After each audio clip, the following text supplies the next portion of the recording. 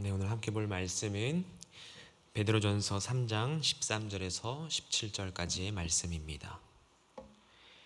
베드로전서 3장 13절에서 17절까지의 말씀입니다.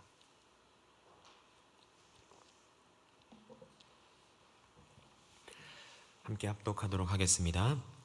또 너희가 열심으로 선을 행하면 누가 너희를 헤아리요.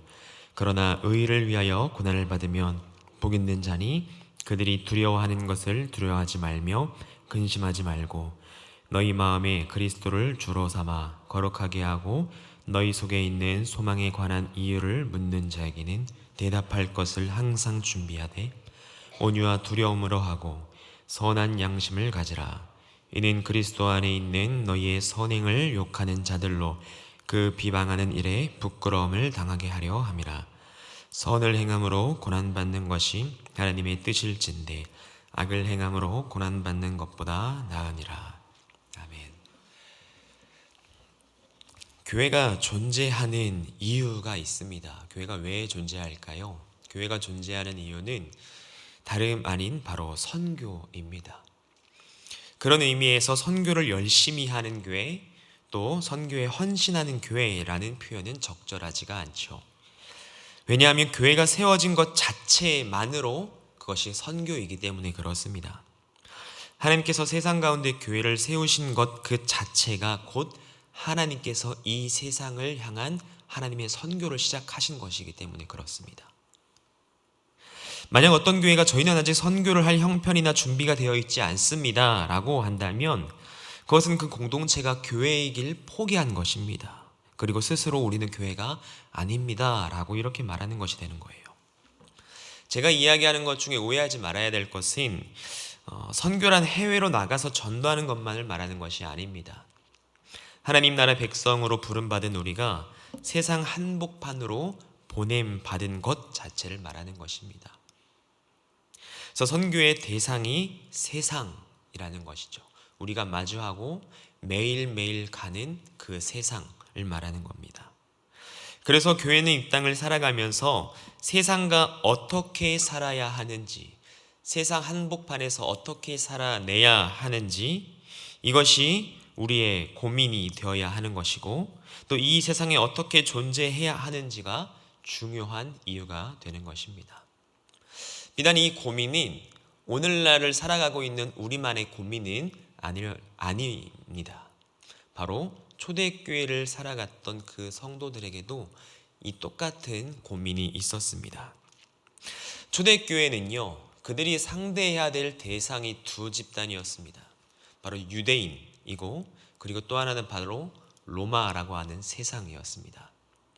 우리가 잘 알고 있듯이 바울은 이 유대인들을 대상으로 상대하며 서신서를 기록을 했죠.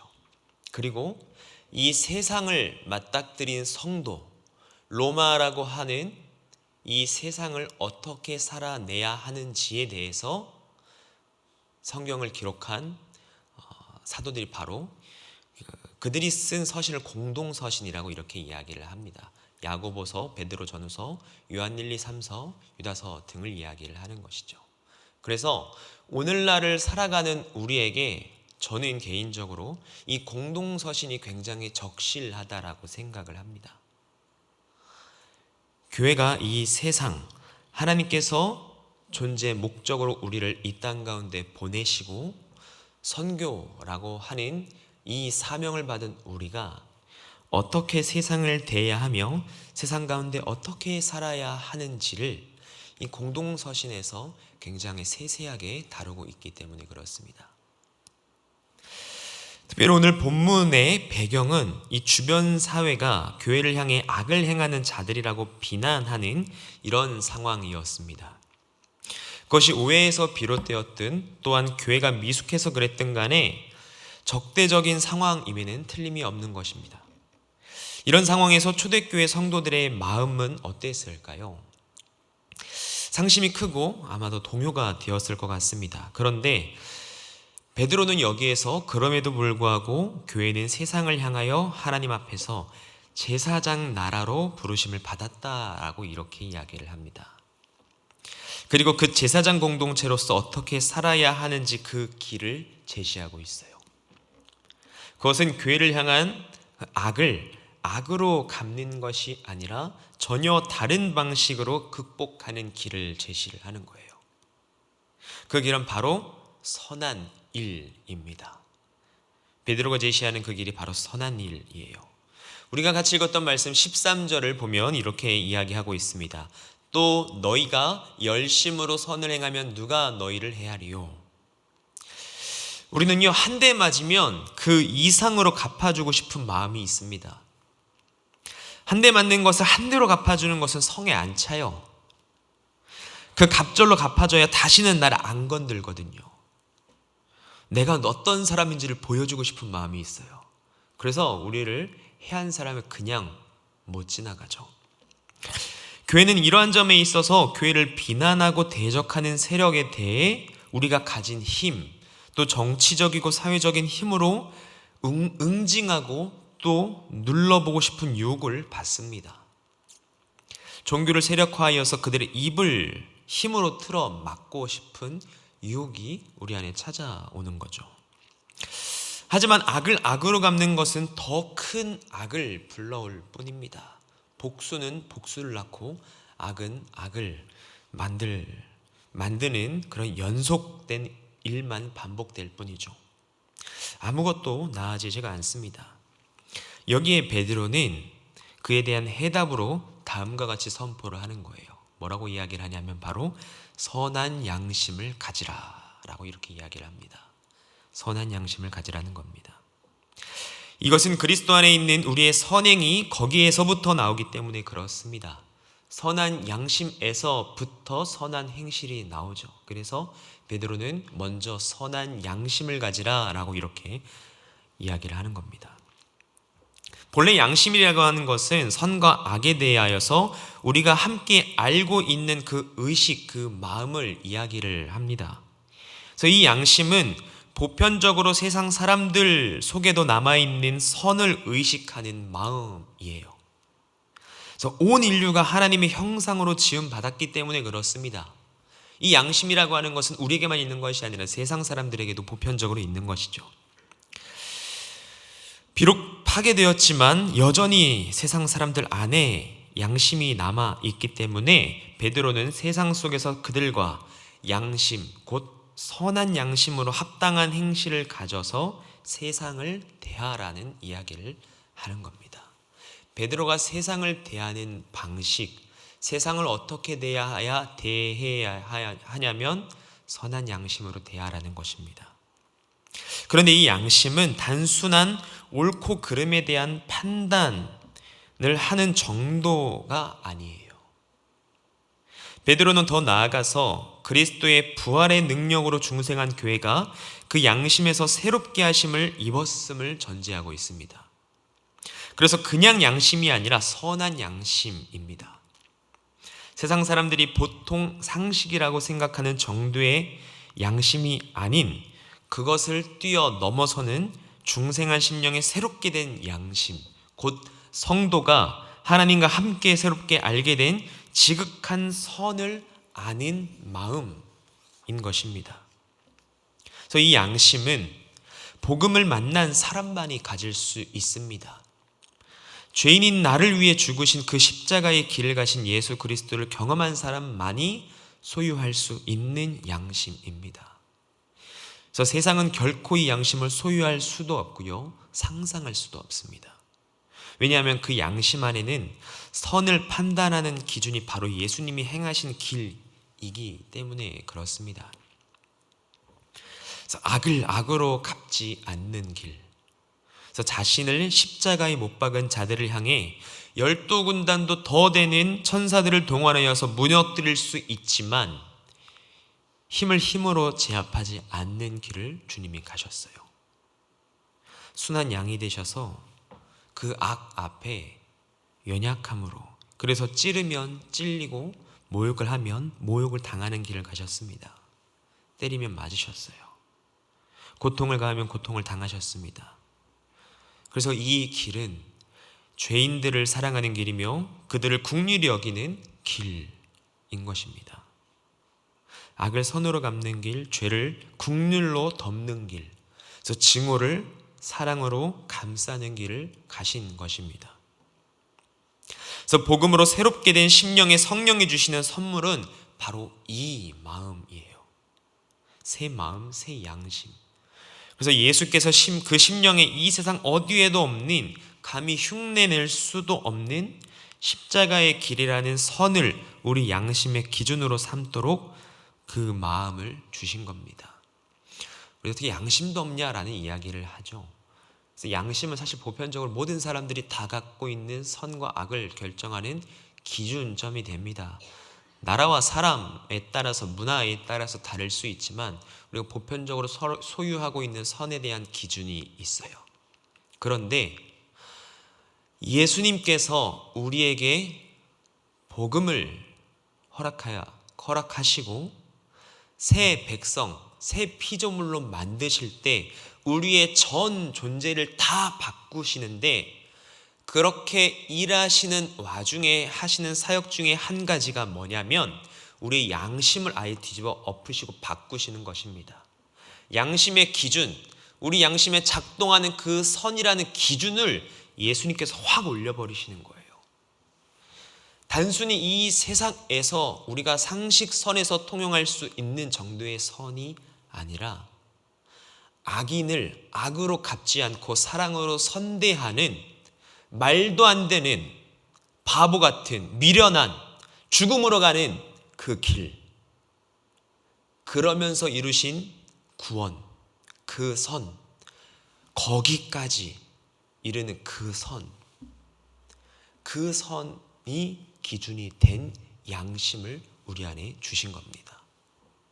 그러니까 세상에 감히 흉내낼 수도 없고 상상할 수도 없죠. 세상은 이건 말도 안 된다라고 생각을 하는 거예요.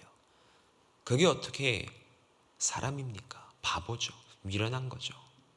근데 주님께서 그 길을 가셨고, 그 길을 가시면서 우리에게 그 사랑을 기준으로 삼아서 양심, 새 양심을 우리에게 주신 겁니다. 그래서 십자가의 길이라는 선을 우리의 양심의 기준으로 삼도록 우리 마음을 그렇게 바꿔버리시는 겁니다. 그래서 우리는 새로운 피조물이 되었을 때 그 새로운 양심을 우리 마음에 탑재하게 된 겁니다. 그래서 만약에 교회를 다니고 하나님을 믿는다고 하면서도 세상 사람들에게 당신 어떻게 양심도 없습니까? 라는 말을 듣는다면 어쩌면 그 사람은 주님을 만나지 못한 사람일 수도 있어요. 복음을 경험하지 못한 사람일 수도 있습니다. 우리에게는 더 나은 의, 더 나은 양심이 있기 때문에 세상 사람들이 말하는 상식선에서의 양심, 근데 당신은 양심도 없습니까? 라고 말을 듣는다면 그 사람은 주님을 아직 못 만난 걸 수도 있습니다. 그래서 악을 악으로 갚지 않고 선으로 갚는 그 십자가의 길, 자, 악을 끊을 수 있는 길은 선밖에 없기 때문에 그렇습니다. 선만이 악을 멈출 수가 있어요. 모든 죄인들을 구원하실 하나님의 지혜는 그 악을, 그 힘으로 갚는 것이 아니었습니다. 천군 천사를 동원하여서 무력으로 로마 군인들을 때려잡는 것이 주님의 길이 아니었어요. 악은 그렇게 다루는 것이 아니라는 겁니다. 십자가에서 주님께서 알려주시는 거예요. 악을 대하는 방법은 죽음, 그 악을 다 맞으면서 연약함으로 일관하며 그들을 사랑으로 긍휼로 끌어안는 죽음, 이것이 악을 끊을 수 있는 길이며 교회로 부르신 저와 여러분들이 가야 할 길로 주님께서 제시하신 길입니다. 그래서 선만이 악을 멈출 수가 있어요. 그래서 특별히 베드로전서는 이러한 점에서 선한 행실, 선한 양심을 강조하고 있습니다. 바울이 로마서나 갈라디아서에서 율법의 행위를 언급하는 것과는 다릅니다. 오직 믿음으로 구원받았다는 이 교리와 직접적으로 연관되어 있지가 않아요. 베드로전서에서 말하는 행위는 그런 차원이 아니라 교회가 세상을 대하는 부분에 대해서 말하는 것입니다. 세상 사람들, 즉 이방인들 속에서 제사장 공동체로서의 교회가 갖는 선한 행실, 이러한 의미에서 봤을 때 선교적 의미가 담겨져 있는 것이죠. 해를 가하는 악인들의 입을 다물게 하는 방법은 무력이 아니라 그들이 가하는 힘보다 더 큰 힘으로 그들을 찍어 누르는 것이 아니라 바로 그 선한 양심에서 나오는 주님께서 보여주신 그 선한 행실이라는 것입니다. 그래서 교회는 자주 교리나 신학적인 언어로 접근을 하고 자신의 행동을 그런 언어들로만 설명을 하려는 경향이 있습니다. 우리는 여기에 익숙해져 있어요. 그런데 세상은 그것이 아니라 주로 양심이나 도덕이라는 언어를 통하여서 알아들으려고 해요. 그러니까 서로 이해하지 못하는 경우가 생기는 겁니다. 그래서 베드로는 교회가 제사장 공동체로서의 세상과 소통하기 위해 다름 아닌 이 양심에 호소하고 있는 겁니다.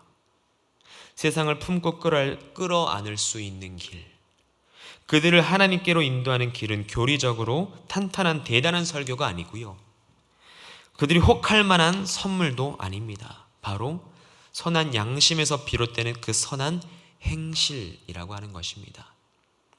이것은 하나의 전도 방법이 아니라 성도의 의무이며 마땅히 하나님 앞에서 우리가 세상에 보여야 할 모습이라는 것을 우리는 기억해야 합니다. 하나님께서 우리를 제사장 된 공동체로 우리를 부르셨습니다. 제사장은 백성들을 하나님께로 인도하는 일을 하는 사람이죠. 우리에게 선행, 착한 행실을 하는 것이 제사장으로서 하나님께로 세상을 인도하는 길로 제시가 되고 있는 거예요. 그러니까 선행은 어떤 전도 방법이 아닌 겁니다. 우리가 살아가면서 이 땅에서 마땅히 보여야 할 책임과 의무인 것입니다. 그렇기 때문에 선행을 하지 않는 것은 우리의 책임을 다하는 것이 아니게 되는 거예요. 하나님께서 우리에게 구원을 주셨습니다. 오직 믿음으로 우리에게 구원을 주셨어요. 그 믿음은 우리가 값을 지불하지 않았죠. 값없이 주신 하나님의 놀라운 은혜가 바로 구원입니다. 그런데 대가마저 없는 것은 아닙니다. 우리가 받은 구원엔 대가가 따라요. 값없이 받았지만 대가는 철저히 지불해야 됩니다. 그것이 바로 선행이에요. 하나님은 우리에게 은혜를 공급하실 때 그냥 주십니다. 왜냐하면 그것을 갚을 길이 없거든요. 그냥 주세요. 성경 어디에도 은혜를 주시기 전에 뭔가를 요구하시지 않아요. 아브라함을 부르셔서 아들을 주십니다. 대가 없이 그에게 은혜를 주십니다. 그리고 하나님의 백성으로서 부르시는 책임, 그 대가를 그에게 요구하시는 것이죠. 구원이라는 은혜를 우리에게 값없이 주셨지만 대가가 없는 것이 아닙니다. 하나님 나라의 백성으로서 이 땅을 살아내야 할 책임, 그 대가가 뒤이어 붙는 겁니다. 하나님 나라 백성으로서 구원을 얻었다는 감격만 누리며 하나님의 백성으로서의 마땅한 삶을, 선한 행실을 살아가지 않는다고 한다면 어쩌면 그는 하나님의 은혜를 받지 못한 사람일 가능성이 매우 큽니다. 하나님의 은혜는 우리를 선한 행실로 이끌 수밖에 없어요. 그 은혜는 우리를 가만히 두지 않습니다. 세상에서 아무렇게나 살도록 내버려 두지 않습니다. 우리를 빛과 소금으로 부르셨습니다.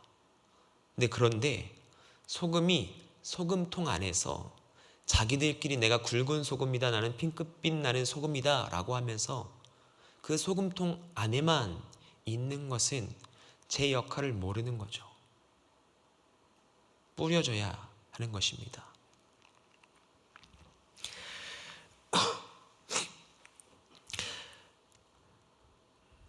베드로전서 1장 17절 말씀 우리 같이 한번 읽었으면 좋겠습니다. 같이 읽겠습니다. 시작.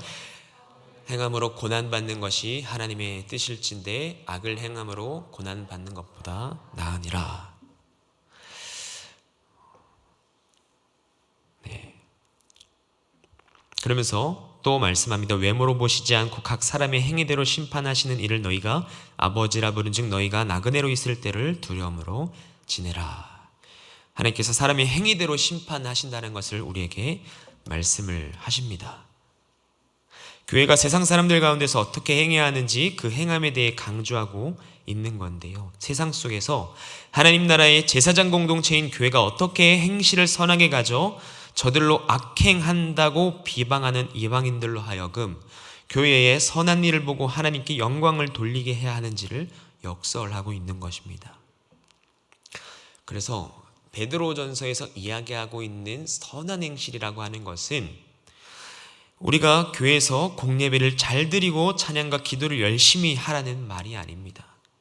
세상 안에서 이방인들도 이해하고 그들도 납득할 수 있는 선한 행실, 그들도 이해할 수 있는 선한 행실로 제사장된 교회가 세상과 소통하라는 말이에요. 소통하라는 말. 그래서 하나님께서 세상 사람들을 그들의 양심의 차원에서 다루시는 거예요. 그들 속에 두신 양심을 통해 불의와 악을 억제하시며 또 그들을 양심의 행위에 따라 심판을 하십니다. 그래서 세상 속에서 살아가는 새 언약 백성의 교회는 그래서 세상 사람들과 양심의 차원에서 소통을 해야 하는 것입니다. 그럴 때 세상 사람들은 그리스도인들에 속해 있는 양심을 뛰어넘는 새로운 그 양심의 세계, 곧 의롭고 선하지만 은혜롭기까지 한 하나님의 나라를 엿보고 그 살아있는 소망의 이유를 묻게 될 것입니다. 전 세계적으로 인기를 끌고 있는 넷플릭스 한국 드라마 오징어 게임을 잘 아실 겁니다. 아마 보신 분들도 많이 계실 텐데요. 지난달에 오징어 게임 2가 나왔습니다. 이 2도 선풍적인 인기를 끌고 있습니다. 여기에서 등장하는 이 이정재 씨가 연기하는 성기훈이라는 캐릭터가 굉장히 저는 보면서 흥미로웠습니다. 전혀 모르시는 분들도 계시기 때문에 제가 짧게 설명을 드리면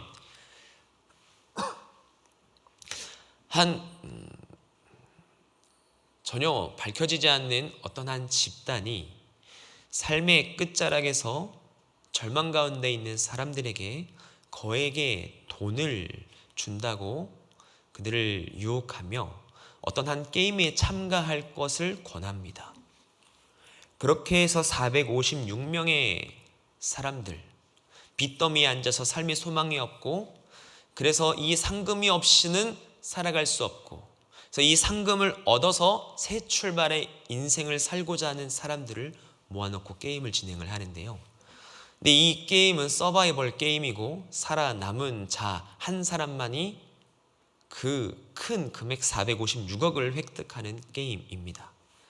그런데 문제는 이 게임에서 탈락이라고 하는 것이 곧 죽음이에요. 게임에서 떨어진 사람은 곧 죽는 게임입니다. 그러니까 목숨을 걸고 하는 게임이 되는 것이죠.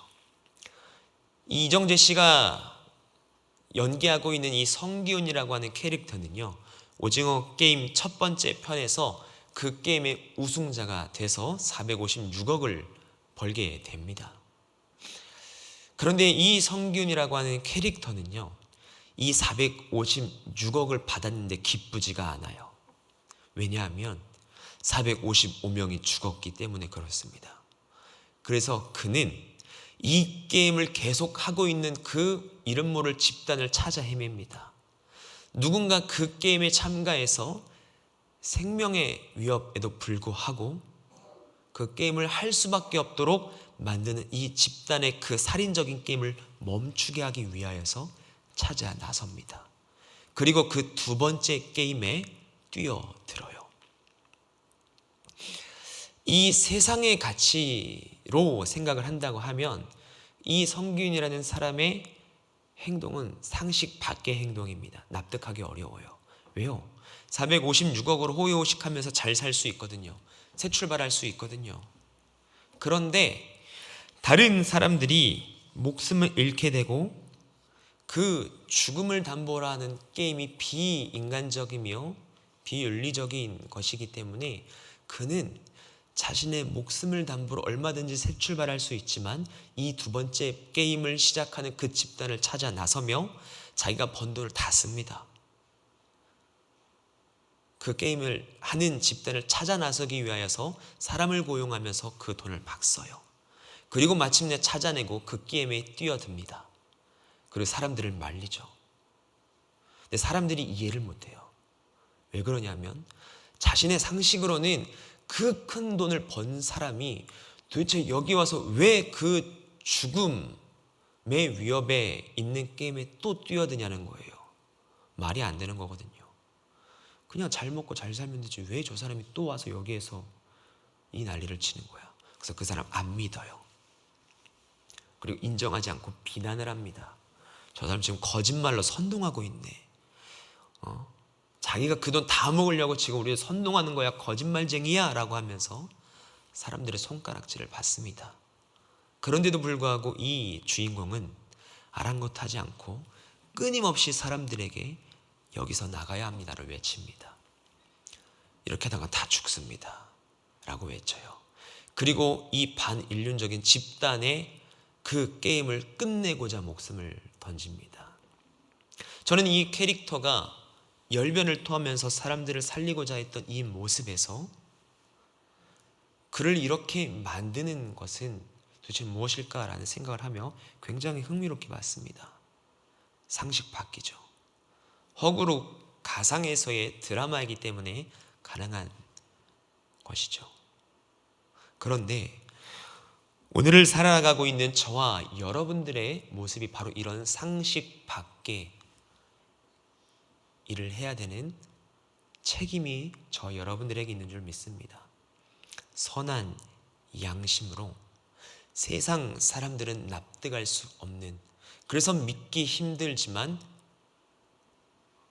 예수께서 우리에게 주신 선한 양심에 이것을 외면할 수가 없어서, 거부할 수가 없어서 그 뜻을 따르며 미련한 길을 선택하는 그 삶, 그것이 저와 여러분들이 이 땅 가운데 살아내야 될 제사장 공동체로서 살아내야 할 삶인 줄 믿습니다.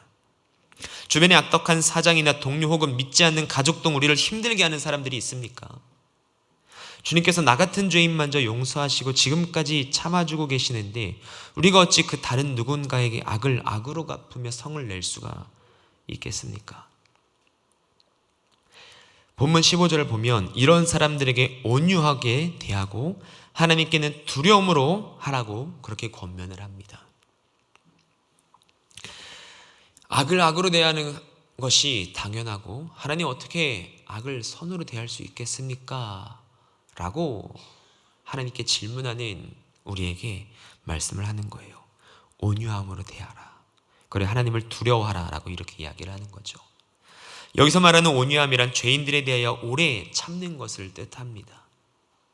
악한 자들을 품는 긍휼과 인내의 마음을 요구하는 겁니다. 나 같은 죄인을 참아주신 그리스도의 사랑을 따라 낙심하지 않고 시험에 빠지지 않고 나아가는 온유함입니다. 그러면서 동시에 하나님께는 두려운 마음을 가져야 하는 거예요. 하나님을 두려워함으로써 상대가 죄인이라도 계속해서 온유함으로 대할 수 있는 것입니다. 하나님을 두려워하는 마음이 비록 원수라 할지라도 존귀하게 여기며 공경함으로 대할 수 있는 사랑의 뿌리가 되는 것입니다. 그래서 만약 우리가 세상 사람들을 온유함으로 대하지 못하고 그들을 존귀하게 여기며 공경하는 태도를 갖지 못한다면 악을 악으로 갚고 싶은 마음을 이기지 못하고 그렇게 대한다면 그것은 하나님을 두려워하는 마음이 부족하기 때문입니다. 하나님은 온 세상의 주인님이시죠. 그분을 두려워하며 그분이 지으시고 구원하기 원하시는 사람이 세속적이고 무지하고 악한 자라 할지라도 존귀하게 여기고 공경하는 마음으로 대할 수밖에 없습니다. 나에게는 원수이지만 하나님께서는 하나님의 사랑을 입고 구원받아야 될 백성이기 때문에 그렇습니다. 그래서 그 마음으로 이 세상을 살아가시는 나그네 된 모든 성도 여러분 다 되시길 소망합니다.